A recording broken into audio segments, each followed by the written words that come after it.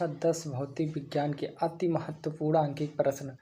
जी दोस्तों, हम यहाँ पर दो क्वेश्चन आपके लिए लाए हैं। पहला क्वेश्चन जो ओम के नियम पर आधारित है और दूसरा क्वेश्चन भी ओम के नियम पर आधारित है, लेकिन वो जहाँ पर हम प्रतिरोधों का संयोजन करते हैं उस पर आधारित है। ठीक, तो चलिए क्वेश्चन नंबर हम 1 देखते हैं क्या है।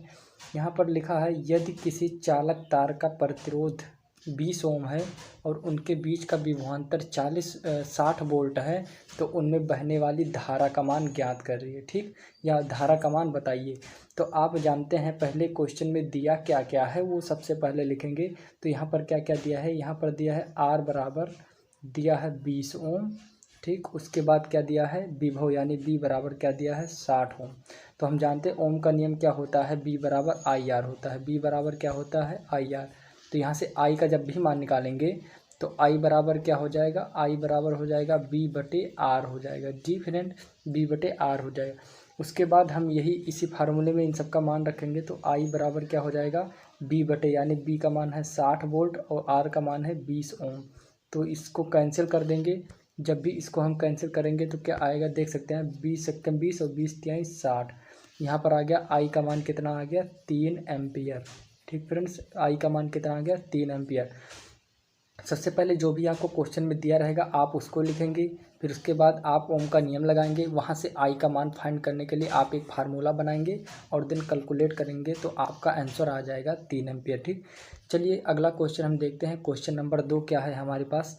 क्वेश्चन नंबर 2 है, यहाँ से देख सकते हैं क्वेश्चन नंबर 2 क्या है कि यदि 5 ओम के दो प्रतिरोध को समांतर क्रम में जोड़ा जाता है तो उनके बीच का तुल्य प्रतिरोध कितना होगा, यानी तुल्य प्रतिरोध का मान कितना होगा। तो इस तरह के क्वेश्चन में आपको समांतर क्रम और श्रेणी क्रम का फार्मूला पता होना चाहिए। अगर नहीं पता है तो चलिए हम बता देते हैं। देखिए, जब भी आपको श्रेणी क्रम कहेगा, श्रेणी क्रम जब भी कहेगा आपको, तो आप क्या करेंगे, तो R1 प्लस R2 करते हैं। और जब भी समांतर क्रम कहेगा, समांतर क्रम में जब भी कहेगा आपको, तो आप 1/R1 प्लस 1/R2 इस तरह करेंगे। तो हमें समांतर क्रम में लेना है तो हम यही फार्मूला अप्लाई करेंगे। चलिए देखते हैं फार्मूला अप्लाई करके क्या आता है। तो इसको पहले हटा देते हैं यहाँ से, ये फाइनली हटने ही वाला है, हट गया। तो यहाँ पर क्या है, R1 बराबर कितना है 5 ओम, फिर R2 बराबर कितना है, वो भी 5 ओम है। ठीक, यहाँ ओम का ये चिन्ह होता है। तो इसको जब हम समांतर क्रम में जोड़ेंगे तो 1 टोटल प्रतिरोध क्या हो जाएगा 1/R। मान लेते हैं इनके बीच का जो तुल्य प्रतिरोध 1/R है, तो 1/5 प्लस 1/5 बराबर क्या आ जाएगा, जब भी हर सेम रहता है तो अंश जुड़ जाता है, जब भी हर सेम रहता है तो अंश जुड़ जाता है, तो 2/5 आ जाएगा। ठीक, ये अभी ये आंसर नहीं है, इतना ओम तो आया लेकिन आंसर नहीं, इसको हम पलट देंगे।